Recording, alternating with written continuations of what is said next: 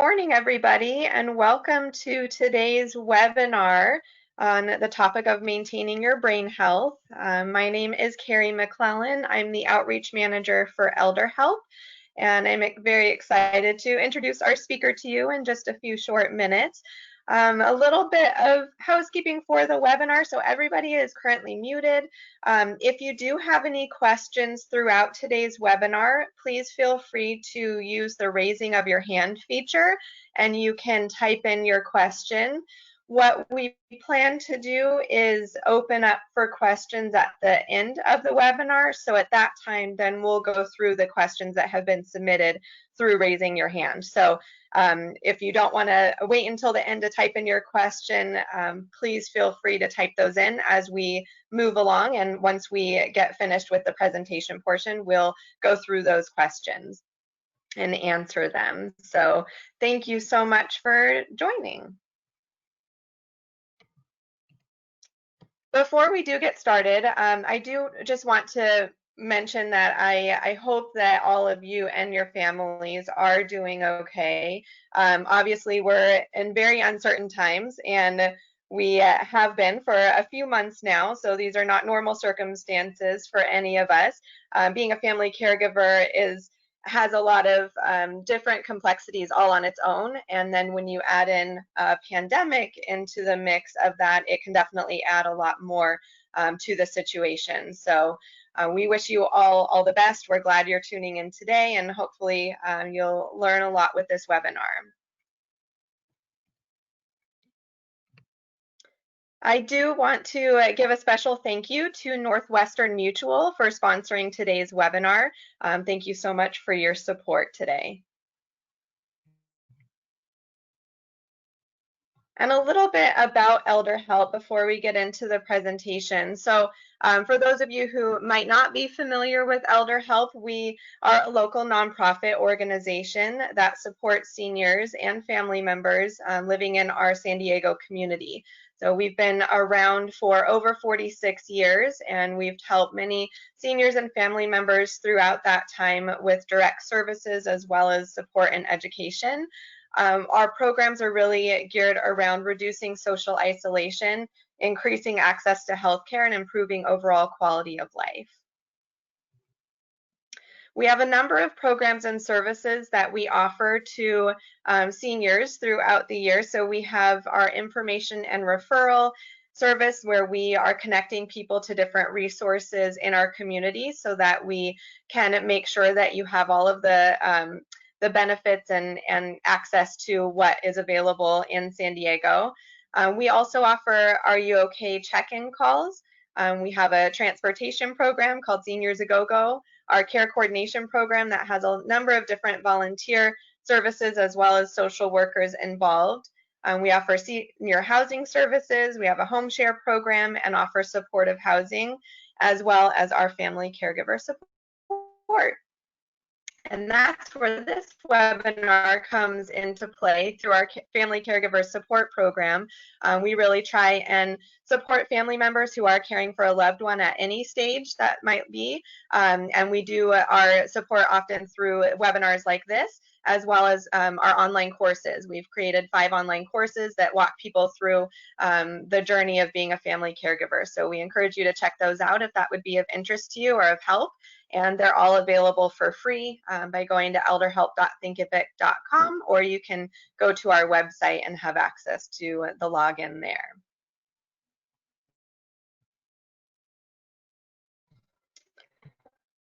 All right, so I'd like to introduce our speaker for today, Amy Abrams. I'm going to share a little bit about her with you all. So Amy has worked in the field of long-term care in San Diego for 20 years in care management, dementia care, and community health education. She holds a joint Master of Social Work and Master of Public Health from San Diego State University and is certified positive approach to care dementia trainer. Amy is a longtime member of the Aging Life Care Association and serves on the board of directors for the National Academy of Certified Care Managers.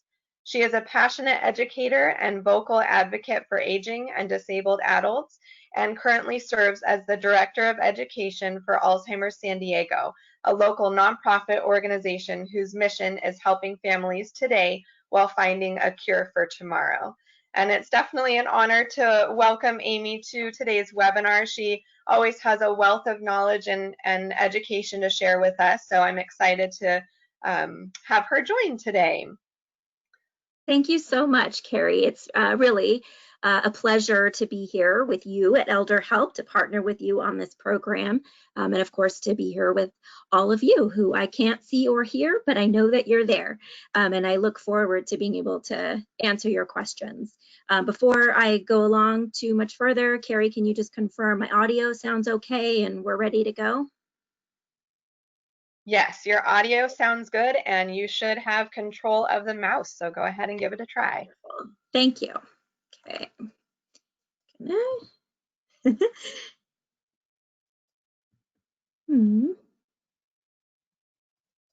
I don't seem to have control of the mouse. Let me try. Sorry, everyone.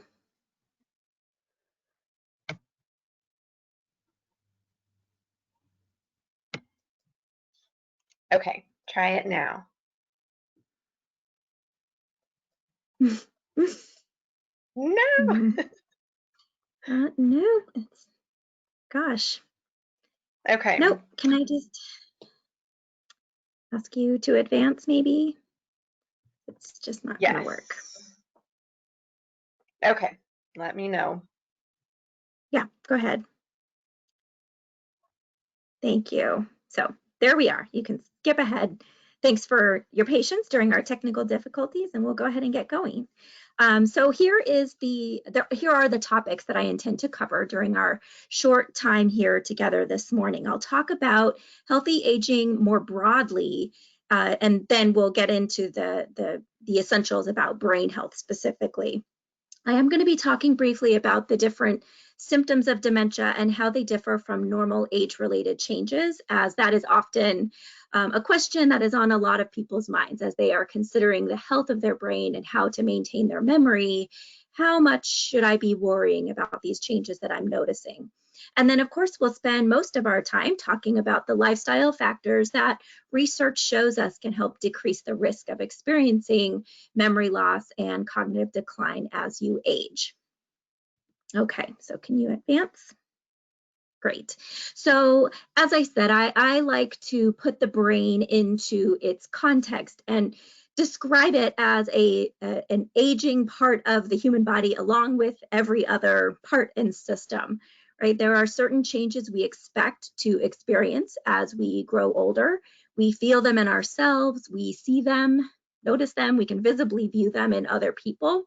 These are normal age-related changes that we can all expect, right? Changes to muscle tone and the percentage of body fat versus muscle mass in our body. Changes in our skeletal system. Bones become less dense, the connective tissue becomes a little less flexible. Certainly changes to our cardiovascular system are a common part of aging. A bit of hardening of the arteries, less efficiency of that cardiovascular system is to be expected. Some digestive changes, people see changes in the pH balance in their gut, and people are more prone to things like dehydration and constipation as they age. Sensory changes, nearly all of us by middle age are experiencing some form of vision or hearing change. And of course, our largest and most visible organ is our skin. So we see changes in the skin's tone, hair color, hair texture, right? All of that is just to say all of those things can be mitigated. They can be minimized, the impact, that is to say, but they are normal age-related changes that we can all expect to experience as we get older. Okay, next slide, please. And so too ages the human brain, right? It's just as old as every other part of your body. It's been changing your whole life as well. So there are some normal changes that we should expect as we grow older. we do tend to lose a bit of volume in our brain. There is a loss of brain cells. Certainly, brain cells can regenerate. New brain cells can be formed, I should say. But on the whole, we can expect to see some minimal loss of volume in terms of brain cells and brain tissue overall. The neurons, these are the nerve endings at the ends of your brain cells, because there are fewer brain cells, and also just because there are changes in the connectivity between them, we can expect to see less communication between those nerve endings. The communication is a little slower, a little less efficient. And because of those cardiovascular system changes that I mentioned a moment ago, it is normal for there to be a reduction in the amount of blood that's flowing to the brain. I'm not talking about full restriction of blood flow to the brain, just to say your brain is a very large user of your body's blood supply. It uses about a quarter or so of all of the blood that's circulating through your system. And as your cardiovascular system is becoming less efficient, it takes a lot of force to get all of that blood up to your brain. So it is normal for there to be a little less blood flowing to the brain regularly. And all of those changes, of course, have some cognitive consequences. It is normal for our memory to be less crisp, to be less accurate, to experience some mild memory decline. And I'm talking kind of global memory loss, having difficulty with both short-term memories as well as things that happened a long time ago. Some minor memory changes, forgetting somebody's name, misplacing your car keys more often than you used to. Those are normal age-related changes because of those physical changes that are happening in the brain. It's harder for us to control and focus our attention. It becomes very noticeable that humans are not good at multitasking. We seem better at it. We think we're better at it when we're younger. We can sort of juggle 3, 4 things at the same time. We can drive a car and listen to the radio and sing along, and also be paying attention to the conversation that's happening in the back seat. Whereas when we get older, as we're driving, we smartly begin to realize it's harder to concentrate with all of that going on. So it's not that we're really any better or worse at multitasking. Humans really never can multitask.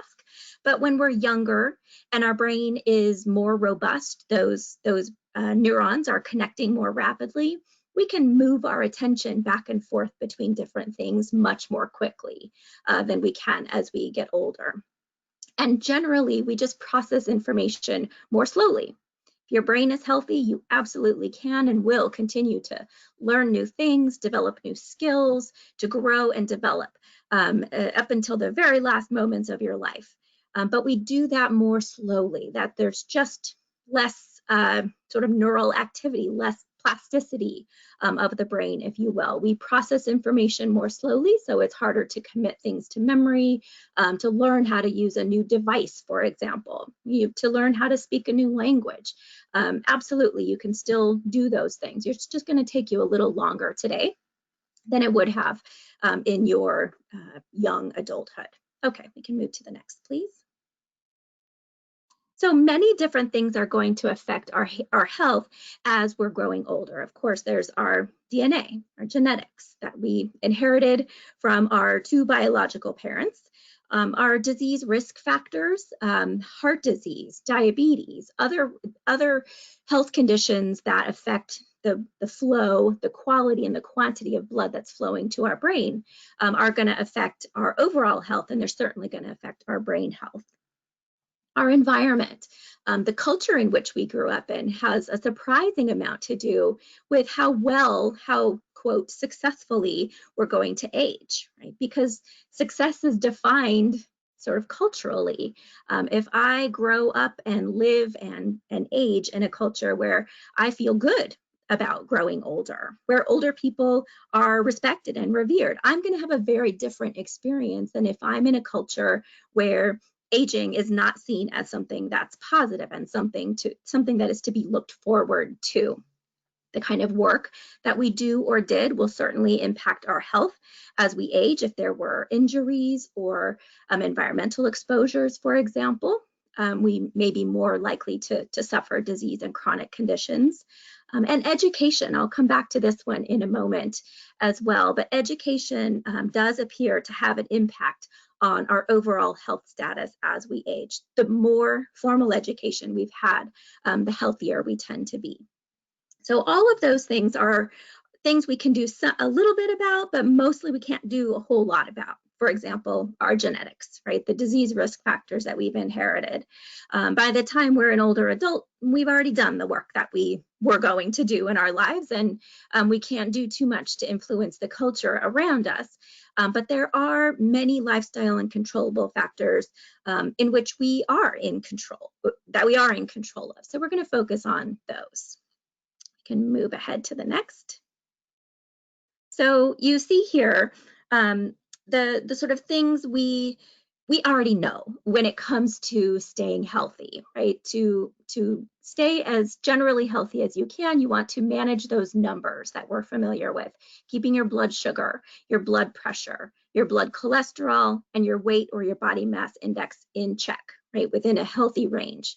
Not smoking, managing your mental health, and addressing sensory loss. If you have vision or in particular hearing impairment that is not corrected, that is not addressed, these are all things that will improve your overall health.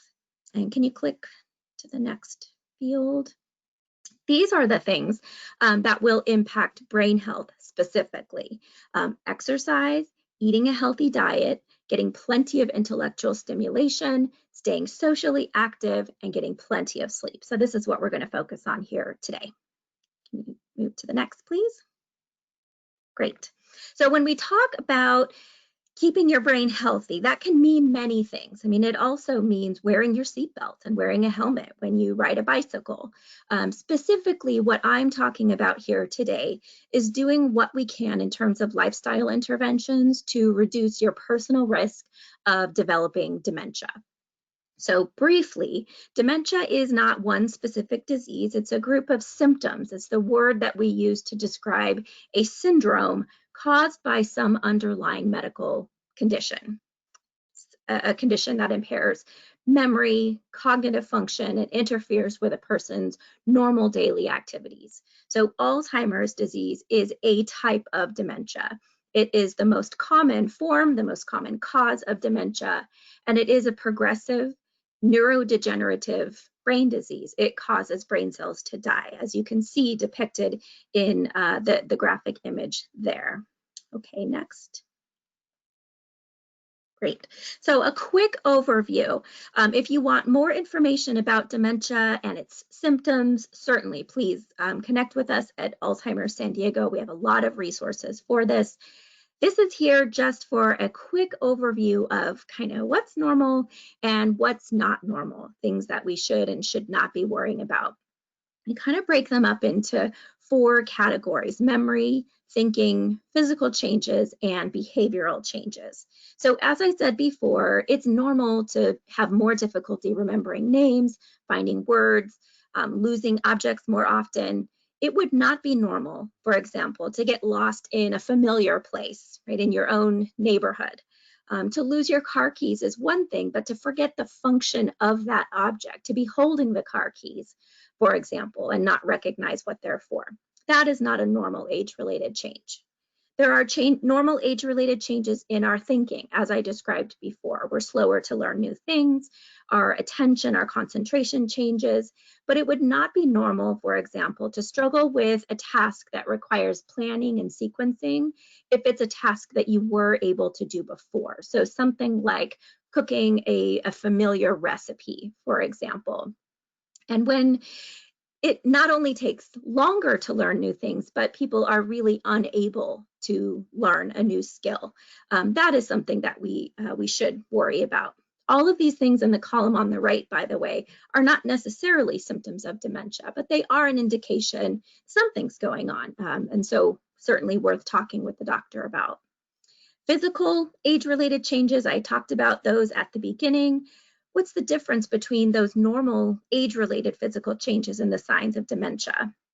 Well, notably, individuals with even very early stage dementia often have difficulty with visual spatial perception. So they start to struggle with interpreting contrast, being able to navigate curbs and steps safely, for example, having a hard time sort of being able to tell where they are in space. So it is common for us to see more problems with balance and falls, or a new shuffle that's not explained by some other physical condition. Behavior changes are not a normal part of aging. So when we do see changes to a person's mood, their personality, they're starting to struggle with initiating new tasks or beginning to withdraw socially, these are indications that something is going on and we want to get that checked out. Okay, next, please. So the risk factors for dementia are plentiful. I'll be brief here and I'll just say age is the primary risk factor for Alzheimer's disease in particular, but for most forms of dementia as well. Being female, your genetics and your family history have a role to play, but are certainly not deterministic. That you have or had someone in your family with dementia does not, in most cases, mean you are going to, or even that you are at significantly elevated risk of developing dementia, but they are risk factors. Those other health conditions, that's what we're going to focus on here mostly: hypertension, heart disease, and type 2 diabetes in particular. If you have these conditions or you've inherited a risk factor for them from a parent, then you are considered higher risk, and that is something that we can do something about. As with overall health, having more formal education is considered a protective factor when it comes to one's risk of developing dementia. Keeping your head safe is important. Head trauma is associated with a couple of different types of dementia. And Down syndrome, a developmental disability wherein an individual has 3 copies of the 21st chromosome, Down syndrome is associated with very high risks of Alzheimer's disease in middle and later life. Age and those other health conditions are what we primarily focus on. Okay, next, please. So in brief, unfortunately, there is not yet any evidence about what we can do to prevent Alzheimer's disease or other forms of age-related cognitive decline.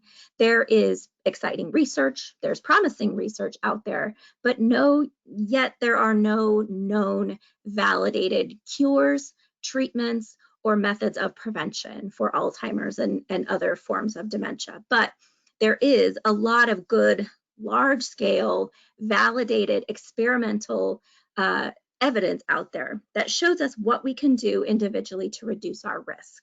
Okay, next. So that's what we'll focus on here, diet. I start with diet not because it's necessarily the most important, but because it's the one most people are the most interested in.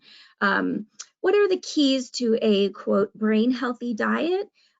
Getting most of your nutrients from plants. We're not necessarily advocating for a vegetarian or a vegan diet, but getting more of your calories and your nutrients from plant-based sources than from animals, and certainly from man-made processed foods.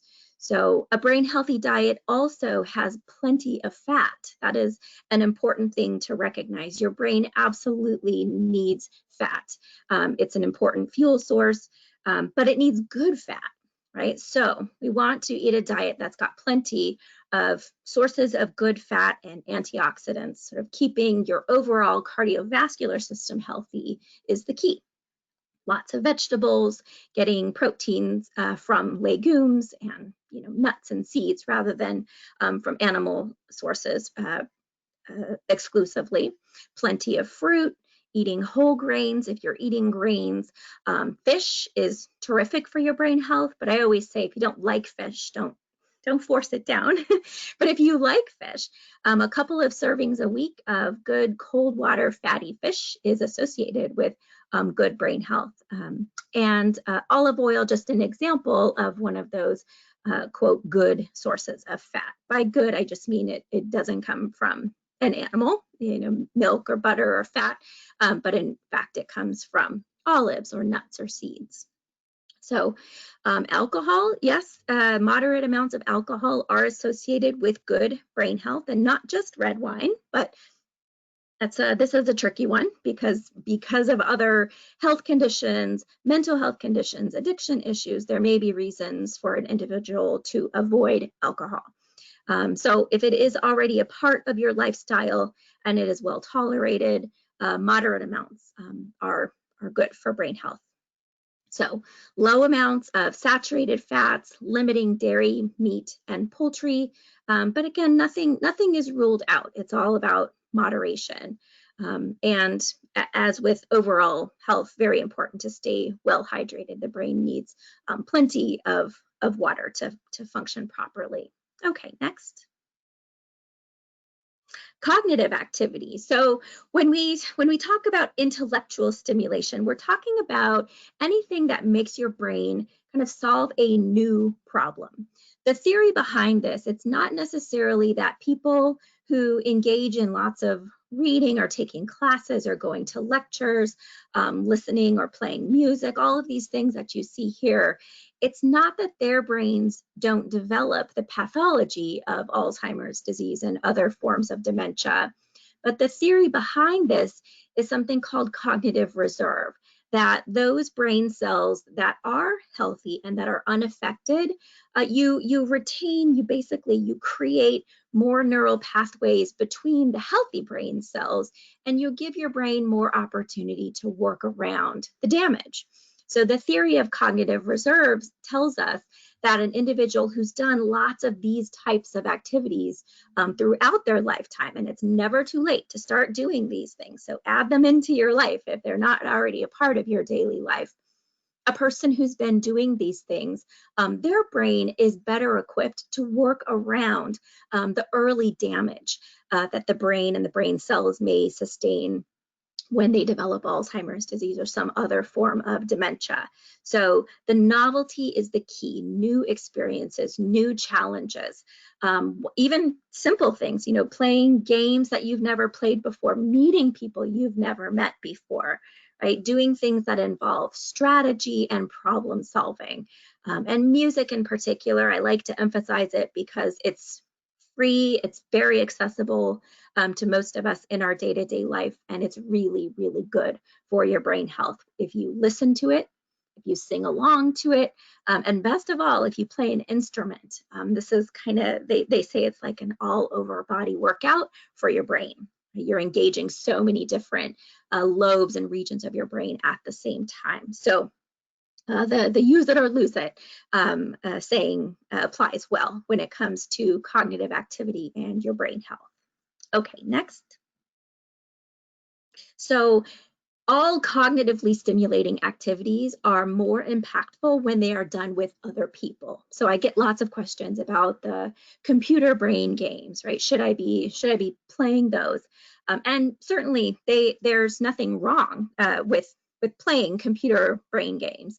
But anything that you can do that involves an interaction with another human being, so much the better, so much more impactful. All right, we're primates and we are wired for connectivity, communicating with each other non-verbally as well as verbally. That's why webinars like this and Zoom video conferencing meetings are so awkward and so fatiguing. This is not how humans were meant to communicate with each other, right? We are engaged to make eye contact and socially engage with each other. Right now, it's not safe for most of us to be doing too much of that. So we make do, but when the time comes that we can get back together, right, doing volunteer work or bringing a volunteer in to be a support to you, right, all of those types of social activities, getting back out into the world, interacting with people, sharing meals together, all of these lifestyle factors that I'm talking about, exercise, diet, cognitively stimulating activities, they're all made more impactful when we do them in the presence of other humans. So I like to encourage you to think about activities that incorporate all of these different elements, right? So researchers do note that there's a relationship between people who are more socially active and people who have better memories, whose cognitive function is higher. So staying socially active, having a supportive social network is really important. There's also a very interesting finding in the research that people who engage in regular social activity may have other lifestyle factors that protect them against Alzheimer's and other forms of dementia. So that's kind of a fancy way of saying that peer pressure actually becomes positive and healthy for us as we get older. If we're more social, we tend to eat healthier, we tend to get more exercise, we do more of those new, novel, cognitively stimulating activities if we are more social people. Okay, next, please. And sleep. This is when I am asked what is the most important thing that people can do for their brain health, sleep is where I go first. Because obviously sleep is an essential human function, we need it, but also I think of it as very foundational to all of the rest of this. Right? If you're really tired, if you are getting inadequate sleep, poor quality sleep, or just not enough of it, how do you have the energy to do any of this other stuff that you need to do to keep your brain healthy? Right? Shopping for and preparing healthy meals or getting out to healthy restaurants, engaging in social activities, having the energy to sign up for a class, or even just the sort of cognitive energy to learn a word in a new language today, right? Certainly the energy that you need to get out for that physical activity, right? Moving around, getting physical movement and exercise, all of those things that are associated with our overall health, but specifically related to our brain health, we have to have some energy stores in order to do them. So sleep and memory loss, there is a growing body of evidence about the relationship between sleep and a person's memory and cognitive function more broadly, but specifically growing evidence that individuals who don't get enough deep sleep, that they don't get through a complete sleep cycle enough times during the course of a night or a 24-hour period, that in fact, that may be associated with a greater risk of developing Alzheimer's disease. So I really want to dispel the myth that older adults don't need as much sleep. Not so. Most of us don't get as much sleep, but it's not because we don't need it. Our overall sleep needs don't change dramatically as we age. Older adults, and by that I mean people age 65 and older, need between 7 and 9 hours of sleep a night. Younger adults, it's 8 to 9 hours. So that's not a dramatic change, but we're going to sleep differently. As we age, we wake up more often. We're not necessarily going to get 7 to 9 hours straight. That's pretty unusual for an older adult. We wake up, we have aches and pains, we need to use the bathroom or urinate, right? These types of things happen more often as we age, but we still want to be aiming for that 7 to 9 hours and somewhere between 4 and 5 good, full, complete sleep cycles. We're getting all the way through those deep stages of sleep that are associated with brain health. So how do you know if you're not getting enough sleep? Not necessarily if this image is making you yawn, that doesn't necessarily mean that you are sleep deprived. I've had that question before. But if you don't wake up refreshed, if you can't make it through the day without a nap, I mean, it's one thing to enjoy a nap, but to not be able to function without a nap, that is an indication of sleep deprivation. Or if you're one of those people who is just dead asleep the minute your head hits the pillow, that's actually an indication that you might not be well rested. You might not be getting enough sleep. So a few tips. Sleep is a very complicated topic. It's something many of us struggle with, but a couple quick tips on sleep hygiene. Sleep hygiene is the term that we use for these sort of rituals and routines, these habits that we can develop to take care of our brain as it relates to our brain sort of shutting down for sleep whenever that, for most of us, that means at night, but not for everybody, right? So establishing a routine, doing the best you can to wake up and go to sleep at the same time every day. Train your brain for sleep, meaning you don't do other things in your bed or in the bedroom, right? There's really only a couple limited things that we should do there. We shouldn't be on phones, we shouldn't be working, right? Making your brain aware that, okay, when I go into this room, when I lay down here, it's time for sleep.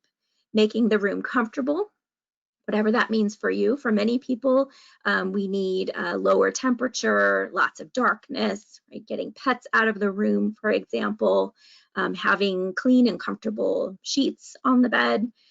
Certainly what you eat and how you exercise is also going to affect your sleep. So limiting naps during the day, limiting caffeine from the early afternoon on, and limiting alcohol. Alcohol is, while it makes you fall asleep fast, it's very disruptive to the sleep cycle and makes you wake up.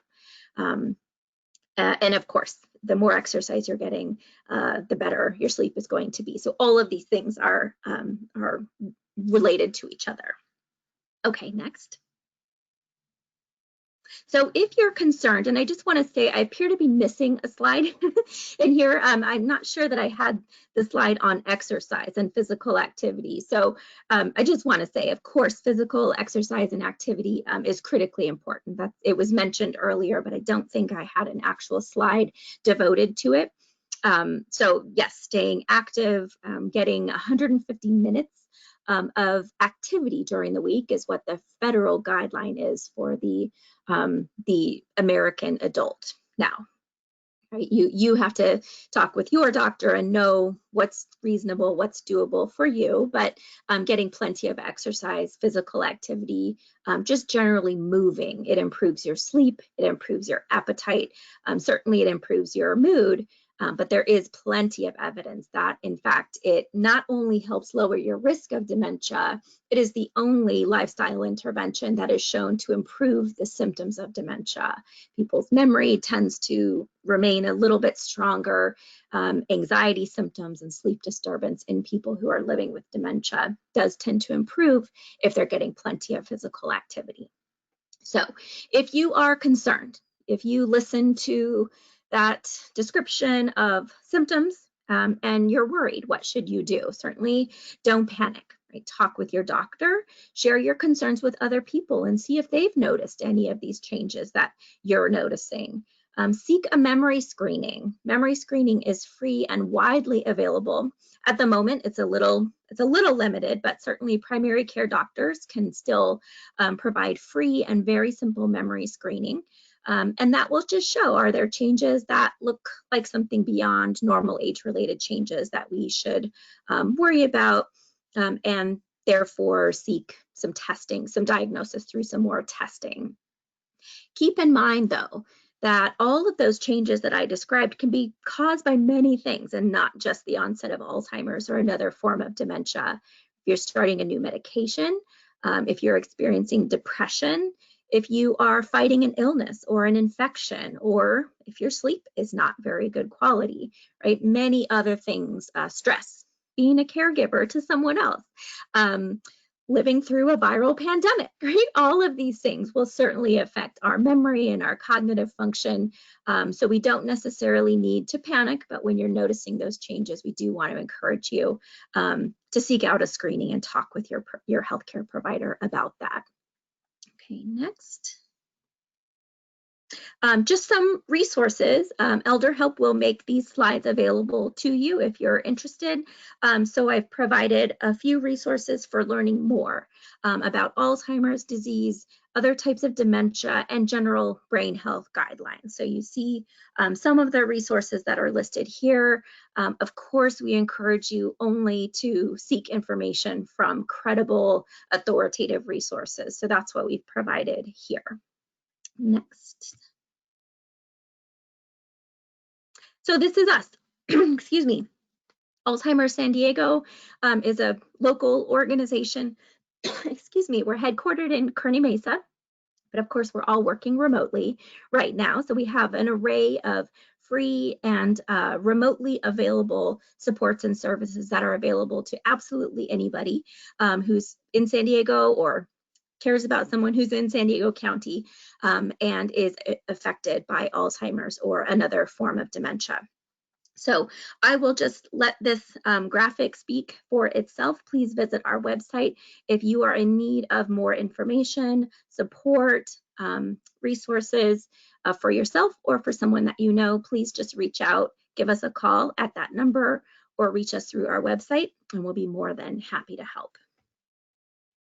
And that's it.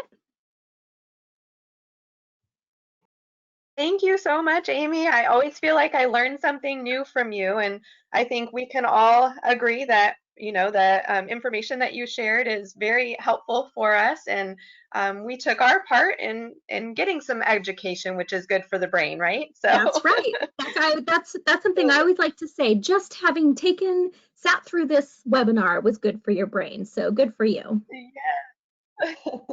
I love it. Well, thank you so much, and we definitely appreciate that. I am gonna to stop here before I go through the last few slides just to see if there are any questions that have come in. I know that a couple of people seem to have some trouble with the sound and visual, but then it seemed to work again. So hopefully everyone was able to see and hear the webinar. And I will be sharing the recorded version with all of you, as well as a copy of the PowerPoint and all of the resources you'll have access to. So rest assured, if you miss something, we'll make sure that you get all of those. Great. I'm just going to take a look and see. Let's see. Okay, so here's a question for you, Amy. I'm just going to read it because it's a little bit long here. So, to substitute our very limited in-person social interaction these days, how are the use of FaceTime, Zoom, and other visual communication methods in substituting for communications versus the in-person human contact experience? I love this question, so topical.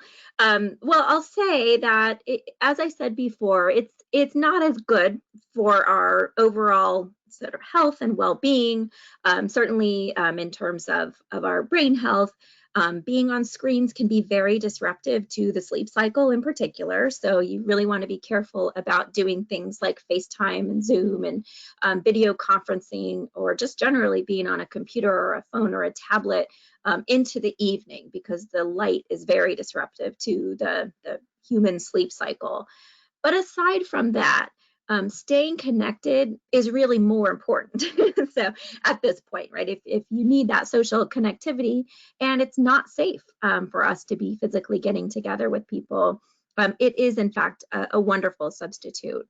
And there's also the sort of cognitive benefit of it too. It's something I have really enjoyed watching happen in the families that we serve at Alzheimer's San Diego. We were very worried that people wouldn't be able to adapt to learning, to attending our classes through webinars, or participating in support and discussion groups through Zoom, or receiving virtual visits from our All's Companion respite volunteers. We now have to do that through FaceTime or Zoom. And we were very concerned that people would struggle with adapting to that. And it's been a beautiful thing to see.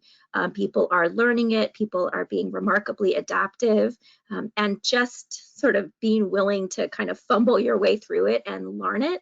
This is really good for your brain. So, like all things, do it, but do it in moderation. Very good, thank you. And then there's a question about how pets can help with social stimulation. Has that been shown to be beneficial, like social interaction would be with people? Interesting. I don't know. I can't say that I know of any research as it relates to owning and interacting with pets and animals as it relates to Alzheimer's or dementia risk. That I do not know. There may be some research out there. I haven't read it, but certainly in terms of blood pressure, keeping your blood pressure under control, keeping your stress levels under control, and generally just making people feel good, there's plenty of evidence that the benefits of pets are legion. So it's kind of one of those indirect things. I'd say on the balance, most people would probably agree that interacting with animals, if you like them, not everyone likes them, but if you are an animal lover, interacting with pets certainly has enough overall health benefits and cardiovascular benefits that I would venture to say there's probably an association, but I don't know of any direct research there. There are, though, some downsides, right? Pets do increase the risk of falling.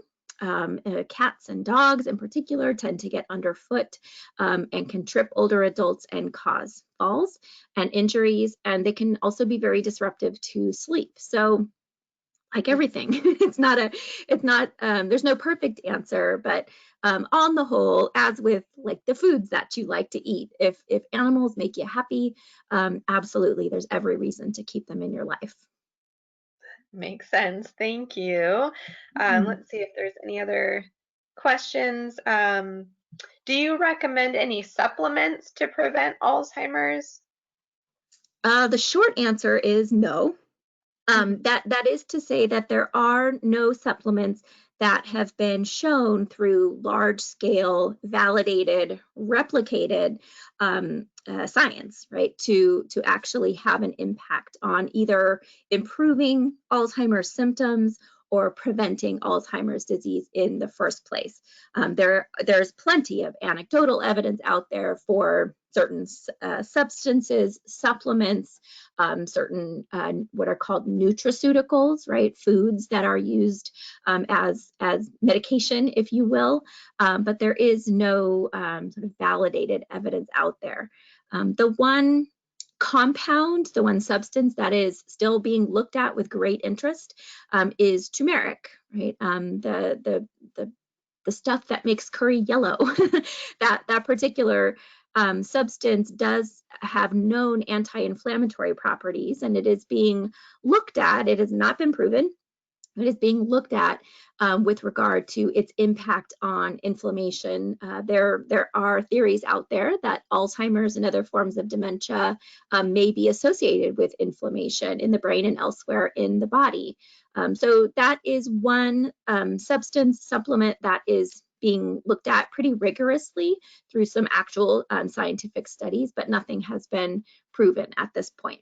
So while, yes, there's plenty of evidence that things like vitamin D, vitamin E, resveratrol, and then even turmeric have some good heart benefits, maybe overall health benefits, there isn't any reason that we would sort of prescribe taking a particular or recommend taking a particular substance with the aim of preventing Alzheimer's disease. There's just nothing known yet.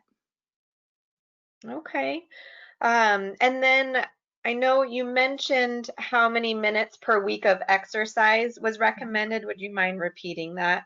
Sure. It was 150, 150. And this comes to us from the federal government's guidelines. 150 minutes is sort of for the average adult, and it really can be broken up in any way that works for you. If that's, 15, 10-minute walks during the course of 7 days throughout the week, or it's a couple very long weekend warrior kind of sessions. In terms of your overall health, 150 minutes is what we want to aim for. Okay.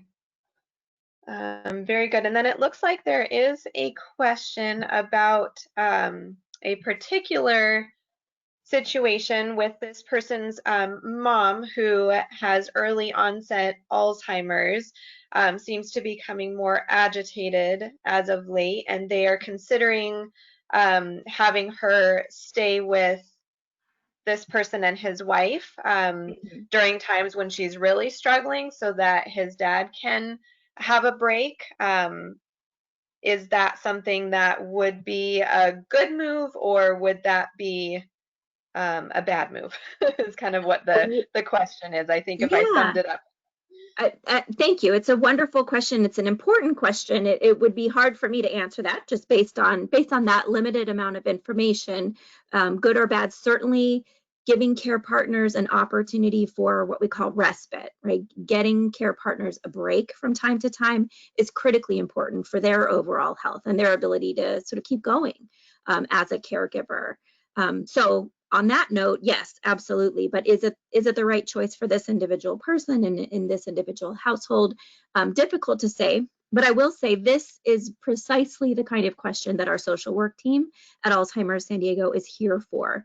They can talk you through the ins and outs of, sort of how your home is set up. Are there any skills or information that would help you to sort of cope differently and better with this person's symptoms and behavioral changes that could kind of better equip you for providing that break for the spouse. So please don't hesitate to reach out, call the office 858-492-4400, or visit our website, which is alzsd.org, and just reach out. All of our social work support services are totally free, and we'll be more than happy to talk you through that question. Great. And I think that's a good reminder for anybody, who does have questions, or you're thinking or concerned about different situations with your family members.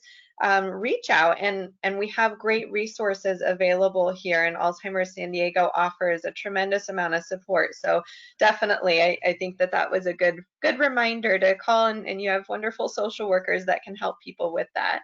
We really do. Yeah.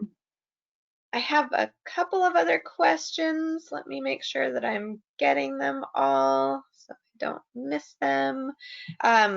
One coming in about, do you happen to know the reason behind moderate alcohol besides the benefits of red wine helping to prevent dementia? Is it because it thins the blood? Was the question. Yeah, it is I guess I don't know the physiology of it, but it is related to its overall heart benefits. So one key thing to keep in mind with all of these recommendations is that it's really all about keeping your heart as healthy as possible, right? Because that heart muscle is responsible for getting that 25% of the blood volume all the way up to that brain.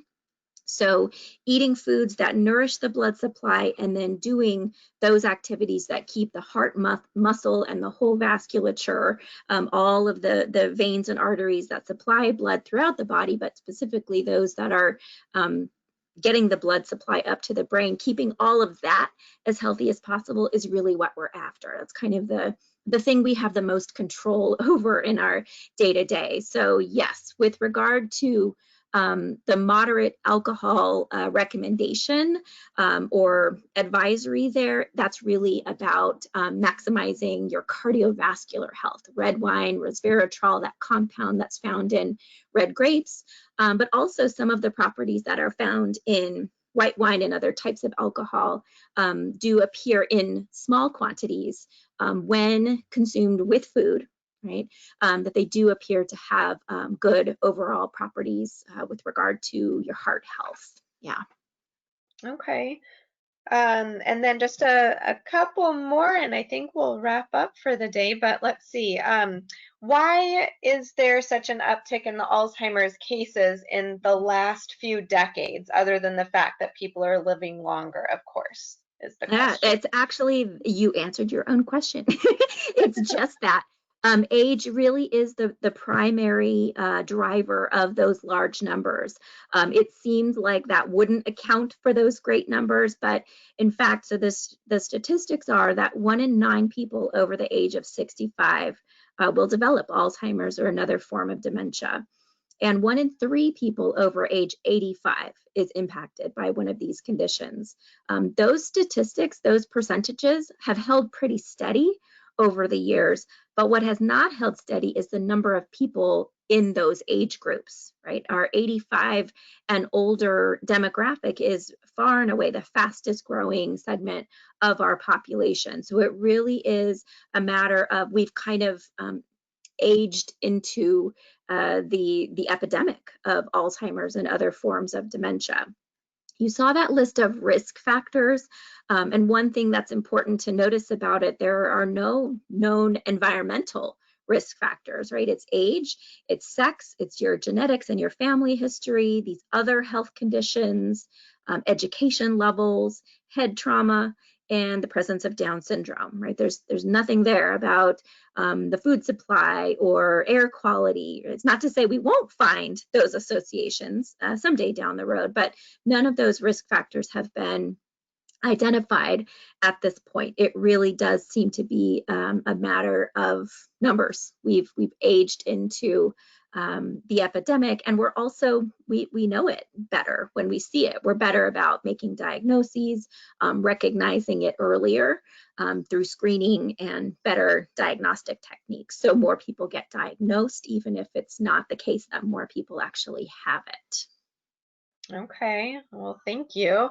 Yeah. And then it looks like we just have two final questions. So one is in regards to if a person has been taking, and I'm not sure if I'm going to say it correctly, but huperzine Mm. supplement, and there has still been some decline in short-term memory, what would you recommend? Well, I think that would depend on whether or not they have a diagnosis of dementia. Certainly, a decline in memory is to be expected, whether a person is taking supplementation or even an FDA-approved medication for dementia or not. Nothing, as I mentioned before, has been clinically really soundly demonstrated to halt that progression. There are some things that can slow it down for some folks, kind of delay the decline a little bit, if you will. But it would be expected that over time, if the person has a progressive form of dementia, Alzheimer's disease, Lewy body, a Parkinson's dementia, for example, a frontal lobe dementia, whether they're taking a supplement or not, we would expect to see a decline over time. Yeah. Okay. And then the last question is if you could recommend any breathing exercises. Oh gosh, this is not my area of expertise, so so bear with me. But I will say, when it comes to sleep, the National Sleep Foundation actually has a really wonderful website, and I believe it's just nationalsleepfoundation.org, if I'm not mistaken. And there you will actually find some great tips on breathing exercises, meditation practices, and breathing exercises that can help sort of center the mind and kind of calm you down so that your body can better prepare for sleep. So I am not an expert in mindfulness or breathing techniques, but those experts are out there, and certainly the information is available. Yeah. Okay. Well, thank you so much, Amy. I'm just going to wrap up the end here, and then we'll be sure to share all of this with anybody who participated today as well, so that they can listen in again. Before we do close up, I just wanted to say thank you again to Northwestern Mutual for sponsoring today's webinar. We greatly appreciate your support. And then also to stay tuned for our next upcoming family caregiver webinar in our series. It will be on Thursday, July 23rd, and the topic will be on estate planning. So I encourage anybody to tune into that, and I'll send out more information shortly.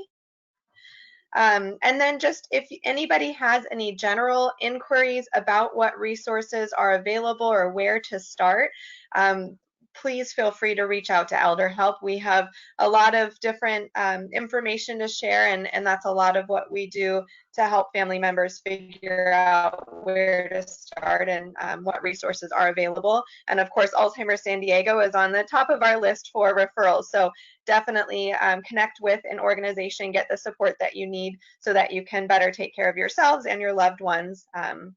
And we will be in touch very soon. If anybody has any final questions, I'm going to check that real quick. It looks like one last question, Amy, if you're up for it still. This person's mom has Lewy body dementia and has anxiety and some aggressive behaviors in her memory care community. Do you recommend CBH or THC? I personally could not make a recommendation about either of those things. Not that I would or would not recommend them. It's just I'm not in a position to say whether or not they would be helpful in that situation. But yes, individuals are using CBD, THC, other sort of non-pharmaceutical substances to manage behavior, in particular to manage anxiety and sleep in people with not just Lewy body dementia, but other types of dementia that wherein normal sort of antipsychotic medications, for example, or sleep medications would be harmful or difficult for the person to tolerate. So yes, there's precedent for using that, but I can't personally recommend its use. Certainly, it is worth having the conversation with their doctor, their healthcare provider, about whether or not that would be a good fit for them, because there is plenty of anecdotal evidence out there of people using it with some success. Okay, great. Thank you. All Sure. right. Well, thank you again, Amy, so much. It was so nice to have you on again today. And Oh, it's thank you, my pleasure. everybody, for Thank you. joining. We wish you all a good day, and please don't hesitate to reach out if you do have any follow-up questions. But you should all receive recorded version of this webinar, as well as the PowerPoint presentation for your use as well. So thank you so much, and have a great day, everybody. Thank you. Bye-bye.